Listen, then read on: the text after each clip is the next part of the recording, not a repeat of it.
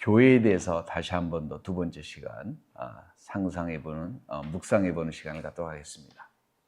자, 알렉산더와 무서운, 두려운, 그리고 안 좋은 아주 의미 없는 날이라고 하는 책이 있었습니다. 여기서 보면 아주 전형적인 어린아이 같은 눈으로 세상을 바라보는 소책자인데 알렉산더의 어머니인 저자가 쓴 책입니다. 이 원어는 How can I become 40 and other atrocities?라고 이렇게 썼는데, 그는 알렉산더의 5살 혹은 6살의 눈으로 세상을 바라보는 것입니다. 내가 세상을 변화시킬 수만 있다면 오트밀을 없애고, 그 맛없는 오트밀을 없애고, 월요일 없애고, 알러지의 그 싹을 아예 없애버리고, 만약에 내가 세상을 변화시킬 수만 있다면 밤을 환하게 비춰주고, 햄스터를 아주 건강하고 튼튼하게 만들고, 농구 골대를 상당히 낮게 만들고, 내가 세상을 변화시킬 수가 있다면 사람을 외롭게 만들지 않고 청소할 필요도 없게 하고 잠자는 시간을 만들 필요도 없고 여자 동생을 때릴 필요 없이 여자 동생을 다 없애버리고 남자 동생만 만들 것이다. 내가 세상을 변화시킬 수만 있다면 초콜릿 선데이에 위크림과 넣은 채소를 만들 것이다. 나는 007 영화도 어린아이도 볼 수 있도록 만들 것이고, 이빨을 닦지 않아도 되고 일 보고 프레쉬를 안 해도 되고, 내가 세상을 바꿀 수만 있다면. 공감 가는 말입니다. 내가 세상을 바꿀 수가 있다면 나이가 먹어보니까 나이도 안 먹게 했으면 좋겠고, 나이 먹으니까 이빨이 뭐 끼는데 이런 거 좀 안 꼈으면 좋겠고, 젊었을 때처럼. 그죠? 만약에 24시간 주님이 저한테 주어주신다면 먼저 교회에서 일어나는 모든 부정적인 행태를 바꾸고 싶고, 그 다음에 교회에 대한 사회의 부정적인 시각을 변화하도록 만들고 싶은 게 솔직한 바람입니다. 세상의 모든 교회에 대한 잘못된 편견을 지워버리고 싶어요. 그리고 모든 교회의 상처와 아픔을 치유하고, 그리고 세상적인 아픔도 치유해 주고 싶습니다. 그리고 사람들이 참된 예수의 가치를 좀 볼 수 있었으면 좋겠어요. 그리고 정말 부흥이 일어나는 것을 이곳저곳에서 보기를 원합니다. 제가 거듭 얘기하지만 부흥이라고 하는 데피니션은 교회가 성장하는 게 아니에요. 교회가 1명이 됐다가 10명이 됐다가 100명이 됐다가 1000명이 10,000명이 되면 사람들은 부흥했네 그럽니다. 그 부흥이 아니에요. 그냥 교회가 성장한 거예요. 부흥이라고 하는 것은 하나님께서 당신의 임재를 한 교회라고 하는 곳에 집단적으로 나타내 주시는 겁니다. 그러므로 인해서 사람들이 영적으로 자각하고 변화되는 것을 부흥이라고 얘기를 합니다. 이런 부흥이 일어나는 것을 보고 싶어요. 자, 잠시 동안 교회를 생각해 보면 여러분이 처음으로 정말 예배를 보는 게 너무나 즐겁고 감사하고 찬송가를 들으면 눈물이 나는 이런 적이 언제입니까? 여러분이 이것을 생각하시면서 오늘 읽을 빌립보를 생각하시기 바랍니다. 많은 분들이 교회에 발을 들이게 된 것은 바로 이런 알지 못한 아름다운 추억이 있었기 때문입니다. 그럼에도 불구하고 많은 사람들도 안 좋은 추억을 교회를 가지고 갖고 있는 거기도 해요. 하지만 교회가 무엇이 있는지를 바랬는지 여러분이 스스로 한번 자문해 보시기 바랍니다. 처음 교회 생활을 도시에서 하는 사람들은 바쁜 일정 가운데서도 뼈쪽 나온 십자가로 아마 교회를 상상할 수도 있어요. 아마 걸어서 가까운 교회를 다닌 것을 추억할 수도 있습니다. 혹 다른 시골에서 신앙생활을 할 수도 있습니다. 그 속에서 여러분은 어떤 추억을 가지고 계십니까? 빌립보서 1장 1절과 3절과 5절에 그리스도 예수의 종 바울과 디모데는 그리스도 예수 안에서 빌립보에 사는 모든 성도와 또는 감독들과 집사들에게 편지하노니 3절에서부터 5절에 내가 너희를 생각할 때마다 나의 하나님께 감사하며 간구할 때마다 너희 무리를 인하여 기쁨으로 항상 간구하면 첫날부터 이제까지 복음에서 너희가 교제를 함이니라 이렇게 얘기를 합니다. 3절과 5절은 연관되어 있습니다. 내가 너희를 생각할 때마다 나의 하나님을 감사하며 첫날부터 이제까지 복음에서 너희가 교제를 했기 때문이다 이렇게 얘기를 합니다. 자, 먼저 처음 교회를 여러분 생각해 보시기 바랍니다. 어렸을 때일 수도 있고 작년이 돼서 교회를 나갈 수도 있고 청소년 때에 나갈 수도 있습니다.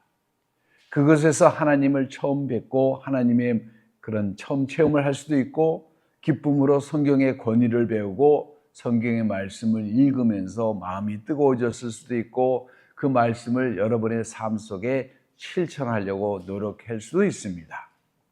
이해를 우리가 다 할 수 없지만은 그곳에서 여러 가지 종교적인 언어도 배우고 풍속도 배우고 성경을 배웠을 것입니다.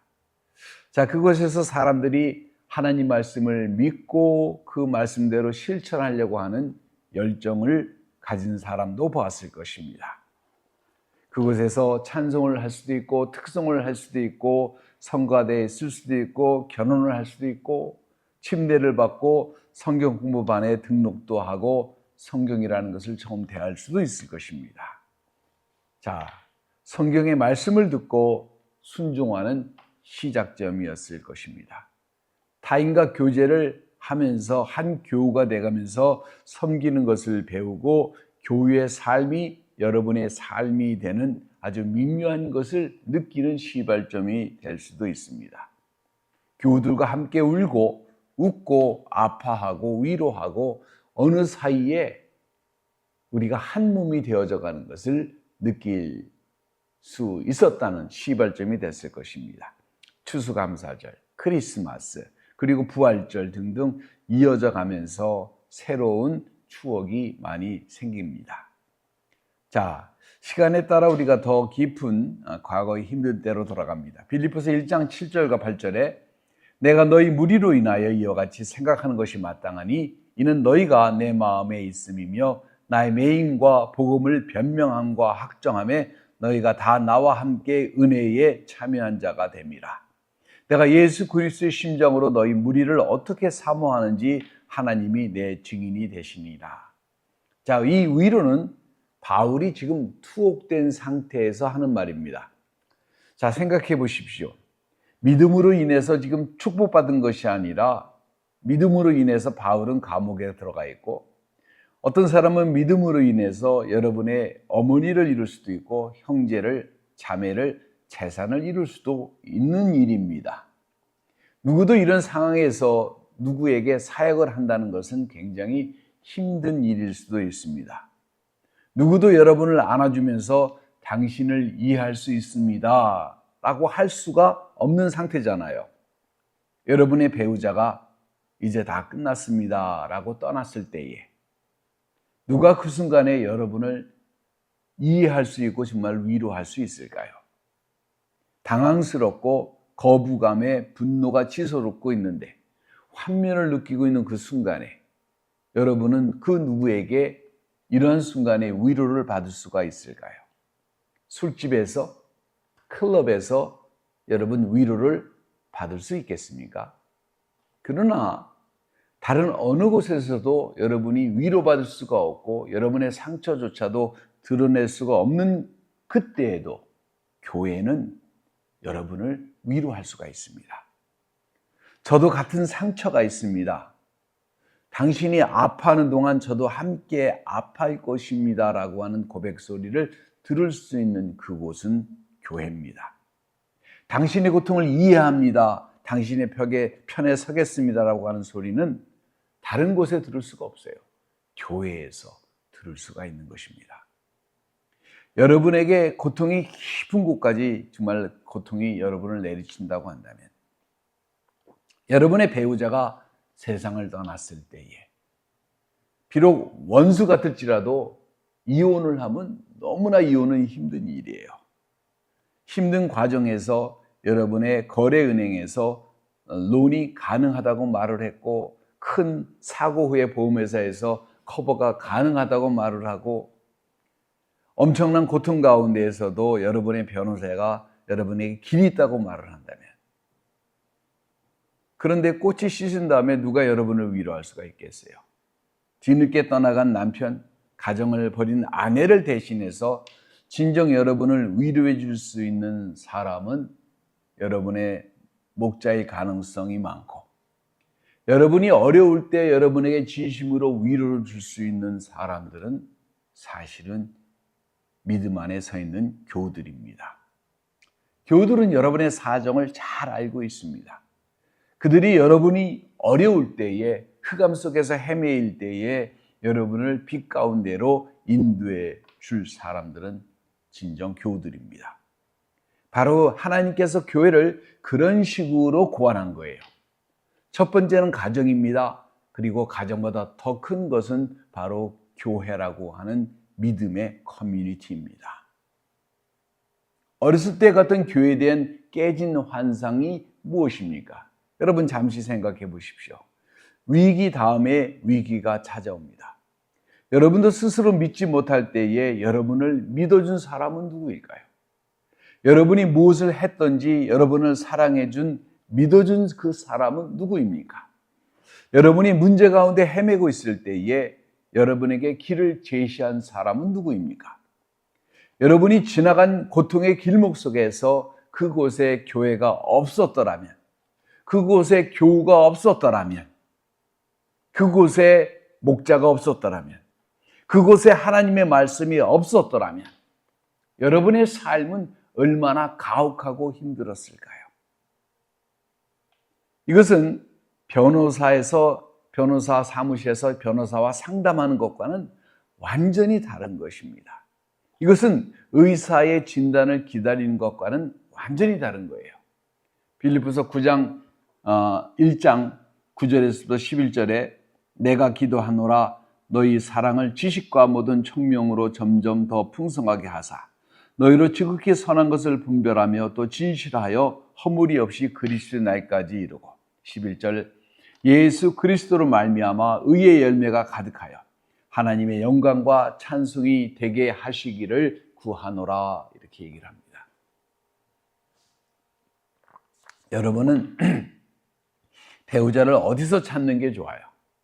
여러분 배우자를, 여러분의 자녀의 배우자를 여러분이 교회에서 찾는 것이 좋겠습니까? 아니면 고고장에서 찾는 게 좋겠어요? 아니면 도박장에서, 술집에서 찾는 게 좋겠어요?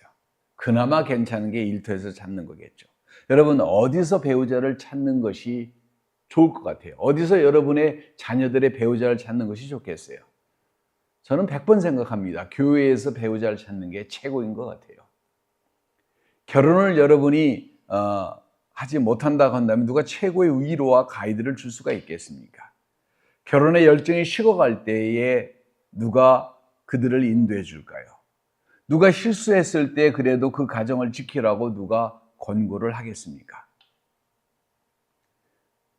누가 가정을 깨라고 교회에서 조언을 하겠어요?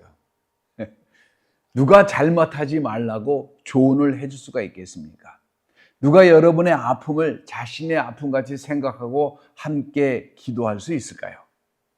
누가 이곳에 있고 여전히 이곳을 떠나지 않는 사람은 누구일까요? 고통 중에 있는 가정에게 이혼은 절대 해답이 아니라고 말해줄 수 있는 사람은 누구일까요? 낙태가 죄악이라고 누가 말할 수가 있나요? 누가 동성애는 절대로 행해서는 안 되는 일이라고 말할 수 있을까요? 여러분이 죄악을 회개하고 돌아오면 누가 좋아할까요? 1장 11절에 예수 그리스도로 말미암아 의의 열매가 가득하여 하나님의 영광과 찬송이 되게 하시기를 구하노라 이렇게 얘기를 합니다. 여러분이 평생 주님을 섬기기로 작정을 하면 누가 가장 축하를 해줍니까?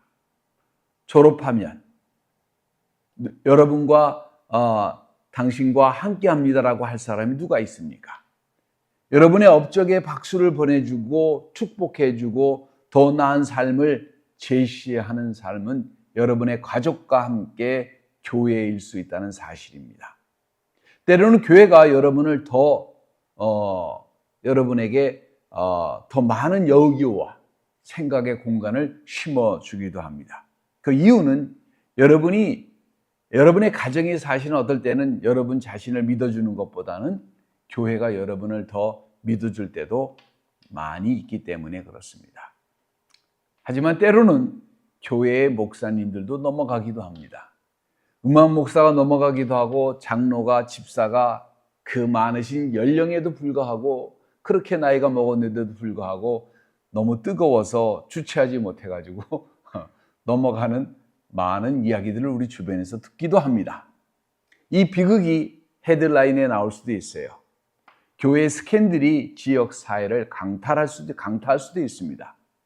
여러분의 교우 중에 여러분에 대해서 이런저런 듣기 거북한 말을 들을 수도 있어요. 여러분의 자신의 소유를 착각하시는 분들도 있을 수가 주변에 있습니다. 이런저런 일들로 인해서 사람들이 말합니다. 아유, 교회 말하지 마세요. 내가 겪은 일 아세요? 내가 생각만 해도 분노가 일어납니다. 다 알아요. 그만하세요. 분노가 치우르면서 교회의 부정적인 일을 통해서 말문을 막으려고 합니다. 이해합니다. 특히 이 이민교회는 되게 심한 것 같아요. 제가 평신도 교회를 하면서 목사가 사실 안 되려고 평신도 운동을 하려고 했던 적이 있어요. 목사님들하고 부딪혀 보니까 너무 이상한 게 많아. 그러다가 목사가 됐는데 신도는 괜찮은 줄 알았더니 보니까 이게 또 이상한 거야. 특히 이민교회는 이게 굉장히 심해요, 솔직하게. 그래서 이민교회를 특수목회라고 얘기를 합니다. 저도 많은 상처를 받았어요. 자, 근데 왜 이런 일이 없겠어요? 하지만 이런 분들도 다시 하나님께로 인도하려고 하는 것도 교회입니다. 그게 믿음의 사람들이에요. 놀라운 하나님의 가정입니다. 심지어는 선교단체도 봉사단체도 교회 없이는 이끌어가기가 불가능한 일이에요. 캠퍼스 크루세이드, 선교단체, 봉사단체, 사실 모든 것들은 다 CCC, 여러분이 잘 들어본 모든 것들은 교회를 기반으로 생긴 일이에요. 교회에서 봉사를 배우고 헌신을 배우고 삶의 가치를 배우고 열매 맺는 것을 배웁니다. 교인 가정에서 심지어 용돈을 처음 교회에서 어린아이들의 용돈을 주는 이유도 11조를 드리는 훈련의 일환으로 용돈을 아이들에게 주기도 합니다. 이게 뭐냐면은 다 교회에서 시작하는 일이에요. 자, 그러면서 성장을 합니다. 돈을 다스리는, 매니저하는 방법을 배우는 장소도 교회예요. 선교사를 보내고 그 선교사가 열매를 맺을 때까지 도와주는 역할을 하는 것도 교회입니다. 모든 아름다운 활동을 하는데 교회가 중심에 있는데 그 가운데 죄인들이 모여있기 때문에 그 죄의 모습이 드러내는 것은 어쩔 수 없는 것 같아요. 그게 심하냐, 그게 덜 심하냐의 차이는 있는지 모르지만 그 부정적인 요소는 사람이 모여있는 그곳에는 항상 있을 수밖에 없다는 사실을 제가 먼저 얘기합니다. 그럼 이것이 교회만 있느냐? 아니에요. 좀 덜 나타내죠. 사람이 많이 모인 곳에는 이런 부정적인 일들이 생길 수밖에 없어요. 왜? 죄인들이니까. 그 죄를 감당하지 못한 거죠. 그러나 주님이 오실 때까지 모든 일을 감당하는 곳도 교회입니다. 그럼에도 불구하고. 왜 이 교회가 중요하느냐? 이 세상에게, 이 커뮤니티에게 교회는 왜 중요합니까? 빌립보서 1장 12절에서 14절에 형제들아 나의 당한 일을 도리어 복음에 진보된 줄을 너희가 알기를 원하노라.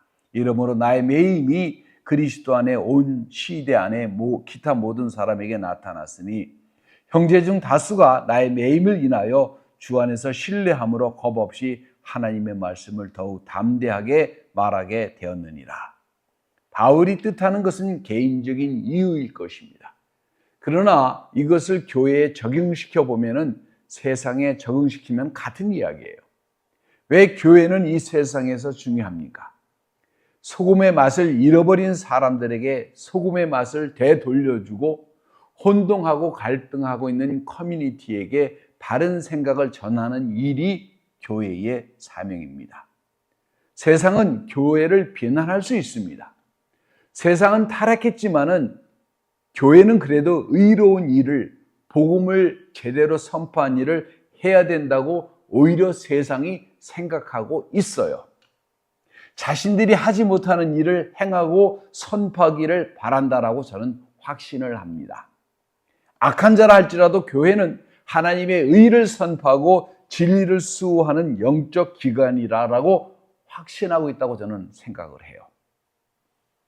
확신 안 해도 상관없지만 잃어버린 자들을 교회는 되찾아 올 수 있어야 합니다. 강단에서 죄를 비난하면 사람들은 죄를 미워하게 된다는 사실을 저는 확신해요. 강단에서 도덕적인 것을 강조를 하면 사람이 도덕적인 사람들로 변화될 것입니다. 세상과 타협하지 않고 담대하게 복음을 선포한다고 한다면은 성도들은 그런 삶을 살게 될 것이라는 사실이에요. 미국에서 오래전에 이 강단은 바로 미국의 양심의 소리였습니다. 강단에 서 있는 그곳에 사람들도 서 있게 된다는 사실이에요. 오늘날 강단이 무너졌습니다. 더 이상 양심의 소리를 내지 못하고 있어요. 이것이 문제입니다. 그러나 여전히 하나님의 사람들은 양심의 소리를 내고 있고 하나님의 말씀을 선포하고 있고 세상이 바라고 그들이 아무리 타락했고 아무리 망가졌어도 교회만큼은 라고 하는 그들의 생각대로 하나님을 믿는 사람들은 여전히 진리 가운데 서서 진리를 선포하고 진리를 행하고 진리에 대해서 증거하기를 주저하지 않고 있습니다. 자, 커뮤니티에서 17절과 15절, 17절, 18절에 어떤 이들은 투기와 분쟁으로 어떤 이들은 착한 뜻으로 그리스도를 전파하나니 저들은 나의 매임에 괴로움을 더할 줄을 생각하여 순전치 못하게 다툼으로 그리스도를 전파하느니라. 놀랄 준비입니까? 이게 놀라운 이야기죠. 그러면 무엇이뇨? 외모로 하나 참으로 하나 무슨 방도로 하든지 전파되는 것은 그리스도니 이로써 내가 기뻐하고 또한 기뻐하리라. 왜 교회가 중요합니까? 적어도 두 가지 이유 때문이에요. 먼저 교회가 다양성을 제공해 줍니다. 그러면서 교회는 오직 한 가지 메시지만을 준 거예요. 바로 이것이 성경의 말씀입니다. 이 세상에는 모든 종류의 교회가 너무나 많이 있습니다. 마치 그네처럼 교리가 극적에서 극으로 옮겨가는 것 같지만 한 가지 가치 있는 것은 한 가지 중심적인 사고가 있을 뿐이에요. 바로 예수 그리스도입니다. 교회는 예수 그리스도만 높입니다. 예수가 선포됩니다. 예수가 중심이에요. 각기 우리가 보기에 다르게 보일 수도 있습니다. 다른 예배 스타일이 있고 다른 많은 예배의 찬양의 스타일이 있습니다. 전도 방식이 있고 교회 행정이 있고 다른 동기가 있습니다. 바울이 증거한 것처럼 아름답지 못한 동기를 갖고 있는 사람도 있어요. 그러나 다른 것이 비난의 대상이 될 수만은 없습니다. 교회를 쉽게 비난해서는 안 됩니다. 우리는 이런 행태를 조심해야 합니다. 자, 분별이 필요해요. 그러나 타인을 놀라운 잣대로 삼아 엄격해지면서 바리새적인 태도로 비난하는 방식은 우리가 해서는 안 됩니다. 비록 우리가 보기에 동기가 불순해 보여도 그것을 판단하시는 이는 하나님이시고 그들의 동기가 불순해도 결국 증거하는 것은 예수 그리스도 그분이 될 수밖에 없는 것이 교회입니다. 자, 반대로 여러분이 교회에 참석하시는 교회가 주변 커뮤니티에서 이유도 없이 비난의 대상이 될 수도 있습니다. 그러나 하나님이 주시는 다양성에 대해서 우리가 감사를 드려야 합니다. 그리고 마치 우리 교회만 진리를 수요하는 것 같다는 그 태도나 방식이 있다면 그것은 또 아닌 거예요. 모든 인생에서 우리 목사님만이 모든 문제의 해결이라는 식으로는 이거는 있을 수 없는 일입니다. 다른 사역을 비난하기 위해서 여러분 시간을 보내지 마시고 여러분 보기에 좋은 교회를, 자신에게 맞는 교회를 자신들이 스스로 선택해서 섬기면 됩니다. 교회는 빌립보서 1장 15절과 20절에 있는 것을 가리키면 됩니다. 오직 나만이 진리고 나만이 오직 이 모든 커뮤니티를 대변한다고 하는 것은 굉장한 오만이 될 것입니다. 목사로서 이 연못에 나만이 물고기가 아닌 것이 감사해야 합니다. 만약에 나만이 물고기라면 얼마나 책임감이 크겠어요. 이것은 예수님의 목입니다. 우리는 그렇게 살 수도 없고 그런 책임을 다 질 수도 없고 그렇게 완벽할 수도 없고 오직 예수 그리스도만이 그래서 교회의 머리 되십니다. 나도 뒤를 돌아보면 잘못된 판단으로 저도 잘못된 결정을 내린 적이 많이 있다는 것을 부인할 수가 없어요. 누가 완전하겠습니까? 모든 사람이 나를 믿어주지 않은 것이 감사할 뿐이죠. 자, 성도들에게 얘기를 합니다. 교회는 세상에서 중요할 뿐만 아니라 우리가 살고 있는 커뮤니티에도 그리고 성도들에게도 중요합니다. 23절에서도 30절에 내가 그 두 사이에 끼었으니 떠나서 그리스도와 함께 있을 욕망을 가진 이것이 더욱 좋으나 그러나 내가 육신에 거하는 것이 너희를 위하여 더 유익하리라. 내가 살 것과 너희 믿음의 진보와 기쁨을 위하여 너희 무리와 함께 거할 이것을 확실히 아노니 내가 다시 너희와 함께 있으므로 그리스도 예수 안에서 너희 자랑이 나로 인하여 풍성하게 하려 함이라. 오직 너희는 그리스도 복음에 합당하게 생활하라. 이는 내가 너희를 가보나 떠나 있으나 너희가 일심으로 서서 한 뜻으로 복음의 신앙을 위하여 협력하는 것과 아무 일에든지 대적하는 자를 인하여 두려워하지 않는 이 일을 듣고자 함이라. 이것이 너희에게는 멸망의 빈거요 저에게는 구원의 빈거니 이는 하나님께로부터 난 것이니라. 그리스도를 위하여 너에게 은혜를 주신 것은 다만 그를 믿을 뿐만 아니라 또한 그를 위하여 고난도 받게 하심이라. 이에 너희에게도 같은 싸움이 있으니 너희가 내 안에서 본 바요 너희도 내 안에서 들은 바니라. 이것을 누구도 말해주지 않아요. 학계에서도 시티 카운슬러도 이것은 말해주지 않는 부분이에요. 27절에 나오는 것처럼 너희는 복음에 합당한 생활을 해라 이렇게 얘기를 합니다. 잘못할 수 있어요. 잘못했으면 회개하고 하나님께 앞에 나가 잘못했다고 고백을 하고 다시는 똑같은 죄를 짓지 않는 새로운 삶을 살아라라는 그런 말입니다. 누구도 세상에서 이런 말을 해주지 않아요. 교회에서 합니다. 저는 하나 더 하고 싶어요. 교회에 성실하게 봉사하는 분이라면은 그들의 삶도 성실해야 된다고 저는 믿고 싶어요. 교회에 출석하는 사람이라면은 교회 출석만 잘하는 가지고는 아무런 의미가 없는 겁니다. 교회에서 많은 시간을 보낸다고 해서 그분이 좋은 교인이라 저는 그렇게 생각하지 않아요. 교회에 출석하는 사람이라면 모든 면에서 5가지를 잘해야 돼요. 가정에서나 교회에서나 책임감이 있어야 합니다. 지속성이 있어야 됩니다. 하나됨이 있어야 돼요. 안정감이 있어야 돼요. 그리고 거짓 없는 언행이 필요합니다. 하나하나 열거할 시간이 없기 때문에 말할 필요 없지만 이 5가지는요 서로 엮여 있다고 저는 믿어요. 제가 알기로는 교회에 대한 신뢰를 잃은 많은 사람들이 교회를 떠나면서 이렇게 생각합니다. 교회요? 하나님은 좋습니다. 하지만 교회는 감사하지만 사양합니다. 그만하세요. 그만큼 제가 교회에서 갈등했으면 됐습니다. 이렇게 생각을 해요. 그런 사람들은 예외 없이 이들 카테고리 5개 안에 있는 카테고리에 많은 부분들이 교회 생활을 하면서 경험을 하면서 느낀 거예요. 그러니까 뭐냐면 이런 사람들하고 내가 있을 수가 없다. 그렇기 때문에 교회를 떠나자입니다. 예수는 믿지만은 교회를 나가지 않는 교인들을 한국에서는 가난한 교인이라고 부릅니다. 가난을 거꾸로 읽으면 어떻게 해요? 안 나갑니다. 안 나가 교인. 이 교인들이 한국에서 지금 수치로 20%가 넘어요. 왜? 교회가 책임감도 없고 지속성도 없고 하나됨도 없고 안정감도 없고 말하는 게 거짓이 많고, 예? 이러면 어떻게 돼요?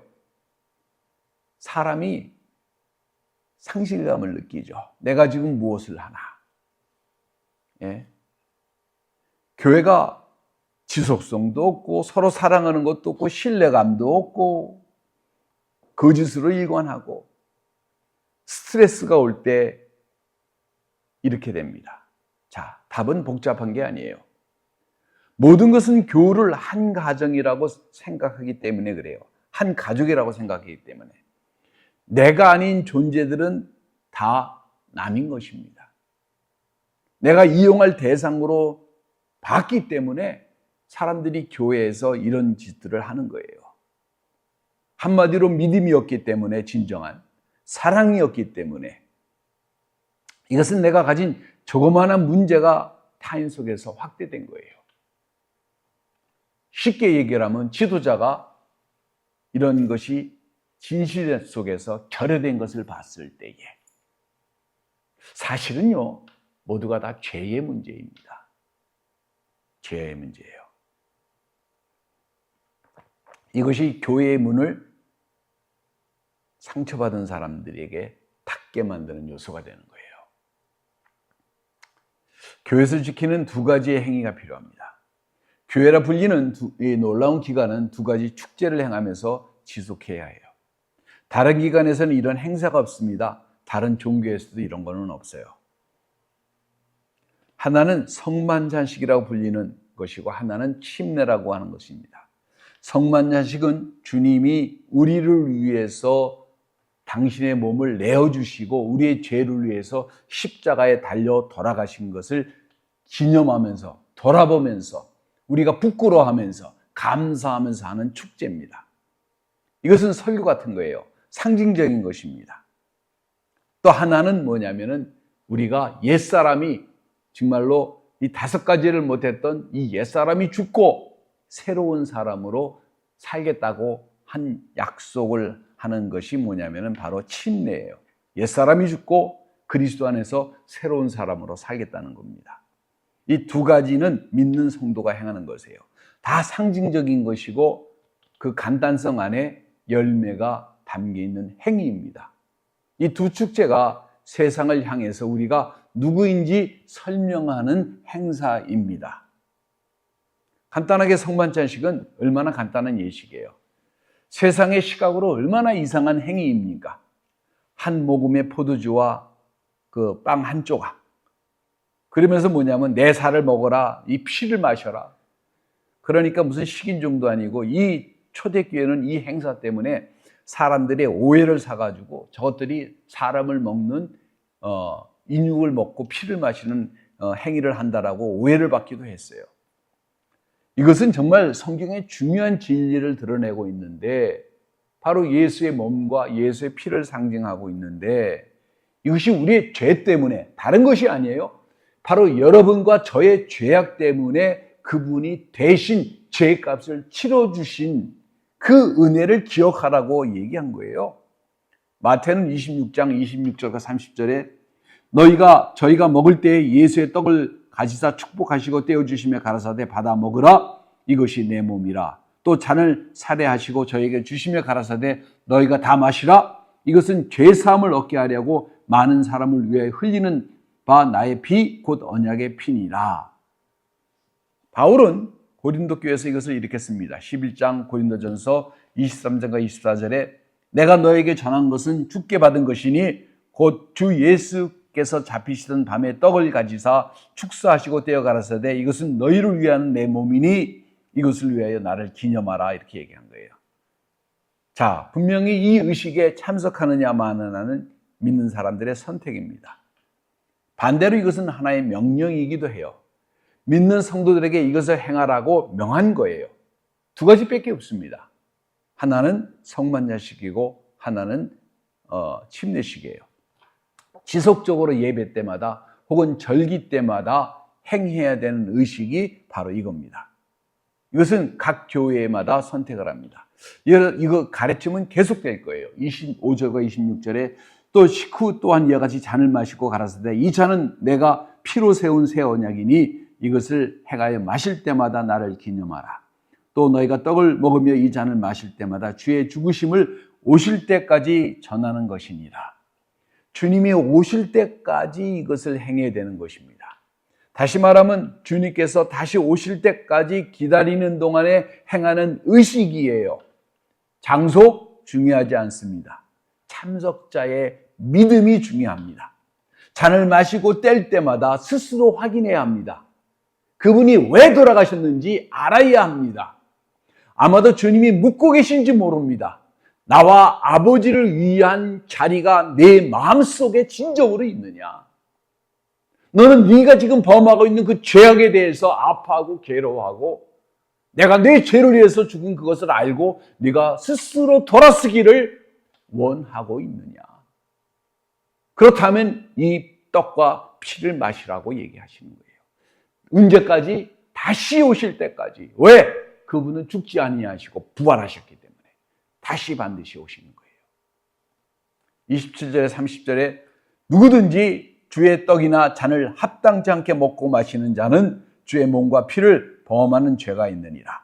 사람이 자기를 살피고 그 후에야 이 떡을 먹고 이 잔을 마실지니 주의 몸을 분별하지 못하고 먹고 마시는 자는 자기의 죄를 먹고 마시는 것이니라. 그러므로 너희 중에 약한 자와 병든 자가 많고 잠자는 자도 적지 아니하니 그렇게 얘기를 합니다. 고린도 교인들은 이 성판자식을 세속적인 행사로 변질시켰어요. 먹고 마시는 파리로 변질시켰습니다. 경배하고 주님의 사랑을 고백하기보다는 먹고 마시는 장소로, 가진 사람은 가진 사람끼리, 없는 사람을 배제시키는 그러한 파리로 변질시켰어요. 그 결과 주님의 심판이 있었습니다. 불순종의 결과였죠. 자, 물침례입니다. 수세기를 통해서 물침례를 통해서 이 의식을 행했어요. 로마서 6장은 성령 침례에 관한 것이지만 이 그림은 물침례에도 그대로 적용됩니다. 로마서 6장 3절에 무릇 그리스도 예수와 합하여 침례를 받은 우리는 그의 죽으심과 합하여 침례를 받은 줄을 알지 못하느냐. 초대교회에서 침례라고 하는 것은 원래 신원 확인과 동일한 것입니다. 고대 드라이 클리닝 같은 거예요. 흰 옷을 입고 옷이 물들은 옷감에 물 묻으면 침례를 받았다고 하는 거예요. 이게 침례입니다. 흰 옷이 진홍빛으로 변화되는 것이 침례예요. 즉 신분이 변화됐을 때 사용하는 말이 침례이기도 합니다. 그래서 이방인들이 유대인이 되기 위해서 받은 것이 바로 뭐예요? 침례입니다. 자, 근데 침례 요한은 누구에게 침례를 줬어요? 유대인들에게 침례를 줬어요. 왜? 변화하기 위해서, 변화시키기 위해서. 침례란 말인데 이건 물침례예요. 자, 로마서 6장 3절과 4절에 무릇 그리스도 예수와 합하여 침례를 받은 우리는 그의 죽으심과 합하여 침례 받은 줄을 알지 못하느냐. 그러므로 우리가 그와 죽으심으로 합하여 침례 받음으로 그와 함께 장사되었나니 이는 아버지의 영광으로 말미암아 그리스도를 죽은 자 가운데 살리신과 같이 또한 새 생명 가운데 행하게 하려 하심이라. 침례는 물은 죽음을 상징합니다. 물속에 들어갔다는 것은 바로 사망을 말하고 물속에서 다시 나온다는 것은 그리스도와 연합해서 새로운 생명으로 부활하는 것을 상징적으로 행하는 의식입니다. 부활한 사람은 새로운 사람이에요.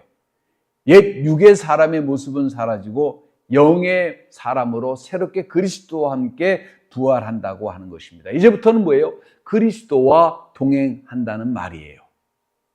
이것으로 침례라고 하는 의식으로 구원을 받는 것은 절도 아닙니다. 하지만 반드시 주님의 명령으로 우리가 행해야 될 의식이에요. 그분의 죽음과 부활로 우리가 성도가 연합됐다고 하는 상징적인 의미를 가지고 있습니다. 현대는 침례 의식을 성도냐 불신자로 가늠하는 척도로 보는 것 같아요. 근데 그것이 아니죠. 물속에 들어갔다 나왔다는 것은 그렇게 중요한 것은 사실은 아니에요.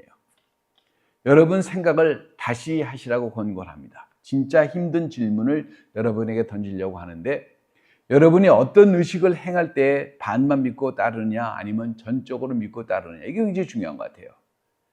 여러분의 걸음은 참된 신앙을 반영하고 있습니까?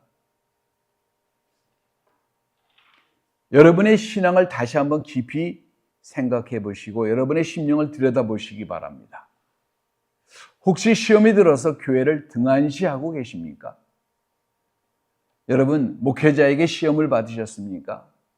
정할 수가 없다면 교회를 바꾸는 게 좋아요. 죄를 범하고 다른 교회로 옮기는 사람들 되게 많이 봐요.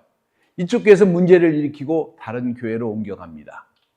여러분, 그러면 여러분 생각하기 그런 거예요. 환경을 바꿔보는 건지 모르겠지만 여러분, 교회를 100번 바뀌어도 여러분은 바뀌지 않습니다. 하나님은 바뀌지 않아요. 여러분, 하나님을 바꿀 수는 없어요. 하나님은 여러분의 모든 것을 아십니다. 다른 곳으로 옮겨가는 것이 중요한 것이 아니라 진정으로 여러분이 회개를 하는 것이 중요합니다. 여러분 스스로가 변화되는 것이 중요해요. 때로는 여러분이 약해서 스스로 오해할 수도 있고, 때로는 스스로 교회에서 불이익을 당할 수도 있고, 때로는 잘못된 비난을 받을 수도 있고, 때로는 여러분이 잘못되게 남을 비난할 수도 있습니다. 때로는 밸런스가 무너지고 극적인 상황으로 들어가기도 하고, 때로는 여러분이 잘못 이용당하기도 합니다. 그러나 교회는 여러분의 모든 문제점에도 불구하고 하나님이 세우신 기간이기 때문에 하나님이 다시 오실 때까지 굳건하게 서 있게 될 것입니다. 지옥의 문을 여는 힘이 교회에 있습니다. 지옥에 들어가려고 하는 많은 분들을 교회가 구원할 능력이 있습니다. 그래서 우리는 교회의 문을 더 크게, 더 넓게 열어야 될 책임이 있습니다. 그리고 우리와 같이 모순의 사람들이 들어오고 일시적으로 그 모순의 사람들이 물을 흐르고 더럽히는 것 같아도 결국 주님을 만나게 된다면 주님의 피로 정결해질 것을 저는 확신합니다. 하나님은 항상, 하나님에게는 당신의 사람들이 있고 당신의 교회가 있고 항상 당신의 종들이 있다는 사실을 우리가 기억하시기 바랍니다. 당신의 말씀에 순종하는 사람들이 있고 정말 예수 그리스도를 중심에서부터 사랑하는 사람들이 항상 있고, 그리고 지옥으로 들어가려는 많은 사람들을 온몸으로 막아 그들을 구원하고 싶은 열정을 가진 사람들이 있고, 지옥의 문을 더 활짝 열어 그들을 구원하려고 하는 하나님의 많은 사람들이 아직도 있다는 사실입니다. 그래서 우리는 교회의 문을 더 크게, 더 넓게 여는 것이 필요합니다. 더 그릇된 죄인들이 몰려오고 더 큰 잘못한 자들이 교회에 닥쳐오고 그들의 모순이 교회에서 드러나고, 그래서 그 가운데 회의를 느끼고 절망감을 느낀다고 할지라도 그들이 예수를 만나서 자신들의 잘못을 인정하고 회개할 수 있도록 우리가 교회를 만들어 가야 합니다. 그게 바로 교회예요. 죄인과 주님이 만나는 장소, 그게 교회입니다. 다른 어떤 역할보다도 그것이 바로 교회예요. 하나님을, 예수 그리스도를 만나는 장소, 그 장소가 여러분의 교회 되시기를 예수의 이름으로 축원합니다. 기도하겠습니다. 주님, 감사와 찬송과 영광을 아버지 앞에 돌립니다. 주님, 교회, 하나님을 만나는 장소, 하나님과 대화하는 장소, 하나님 앞에 부르짖는 장소 되게 하시고, 저희 교회가 그런 모습으로 끝까지 주님 앞에 남아 주님께 영광 돌리고 주역의 문을 열어 한 영혼이라도 더 아버지께 드리는 그런 역할을 감당할 수 있도록 우리를 구별해 주옵소서. 감사와 찬송과 영광을 아버지 앞에 돌리며 예수 그리스도의 이름으로 기도합니다. 아멘.